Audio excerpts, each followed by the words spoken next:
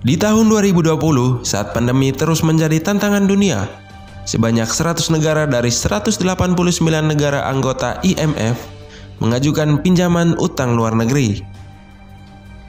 Pinjaman Dana Moneter Internasional atau IMF itu untuk menahan penyebaran virus dan penanganan dampak ekonomi akibat pandemi. IMF menyediakan dana $1 triliun Amerika Serikat untuk pinjaman tersebut, dengan syarat pinjaman itu untuk membayar pekerja kesehatan, penyediaan fasilitas kesehatan, serta mendukung orang-orang dan perusahaan yang rentan terdampak. Pada bulan Juli tahun 2021 ini, Menteri Keuangan Sri Mulyani membeberkan alasan agar Indonesia mengajukan tambahan utang luar negeri. Utang tersebut untuk menutup defisit anggaran yang semakin membengkak karena besarnya pengeluaran pemerintah dalam penanganan kesehatan. Pandemi COVID-19 memang sebuah tantangan yang sungguh luar biasa. Dia tidak hanya mengancam jiwa manusia, dia juga mampu mempengaruhi dan mengoyak perekonomian suatu negara. Semua negara di dunia menggunakan instrumen kebijakan untuk bisa menangani pandemi COVID-19 dan dampak sosial ekonomi serta keuangan.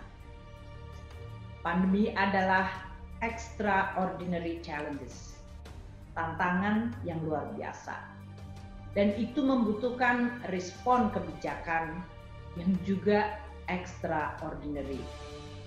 Salah satunya adalah APBN yang harus menjawab begitu banyak tantangan di masa pandemi ini. Kebutuhan untuk meningkatkan anggaran di bidang kesehatan, bantuan sosial, membantu masyarakat, membantu daerah, dan menjaga perekonomian. Selain lonjakan anggaran kesehatan, pemerintah juga menggelontorkan dana besar untuk sejumlah program jaringan pengaman sosial bagi masyarakat yang terdampak.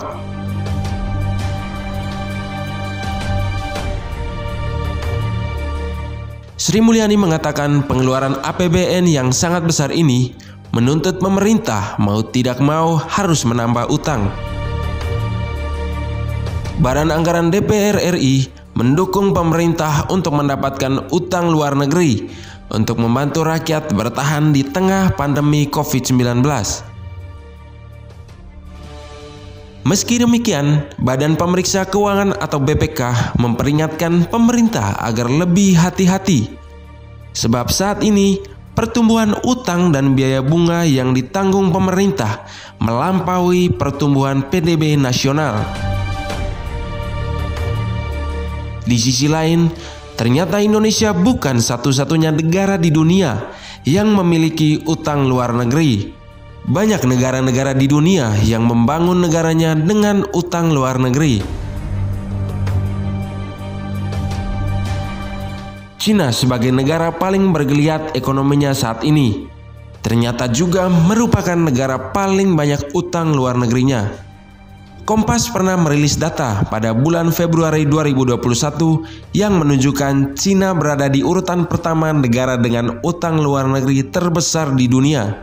Berdasarkan International Debt Statistic 2021 versi World Bank, peringkat utang luar negeri nomor 1 ditempati Cina dengan jumlah utang luar negerinya sebesar $2,1 triliun Amerika.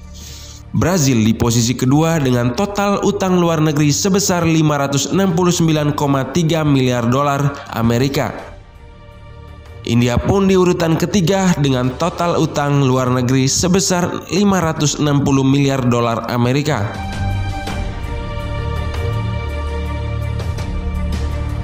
Rusia yang juga dikenal semakin maju saat ini berada di posisi keempat dengan total utang luar negeri sebesar $490 miliar Amerika. Disusul Meksiko dan Turki di urutan 5 dan 6. Sementara Indonesia berada di urutan ke-7 dengan total utang luar negeri sebesar $402,84 miliar Amerika. Bank Dunia juga merilis ada 120 negara di dunia dengan pendapatan rendah dan menengah yang pembangunannya sangat ditopang oleh utang luar negeri. Melihat jumlah utang Indonesia senilai 402 miliar dolar Amerika ini, apabila dibagi dengan jumlah penduduk Indonesia, maka setiap orang Indonesia menanggung utang hampir 21 juta rupiah. Untuk ukuran Indonesia, nilai 21 juta rupiah per orang ini termasuk nilai yang dapat dijangkau setiap orang secara bertahap. Melihat Cina yang kian maju dengan utang, tentu hal ini tidak perlu terlalu dirisaukan. Jika Indonesia sebagaimana negara-negara lain di dunia juga membangun negaranya dengan pinjaman luar negeri. Yang paling penting adalah Indonesia harus semakin memperbesar kemampuannya dalam membayar utang. Saat ini, sesuai kesepakatan dalam KTT G20, lembaga multilateral seperti IMF dan Bank Dunia memberikan relaksasi cicilan utang pada semua negara terdampak COVID sampai tahun 2021. Tujuannya agar negara yang berpendapat rendah lebih memprioritaskan anggaran yang dimilikinya untuk penanganan pandemi dan dapat menunda pembayaran utang.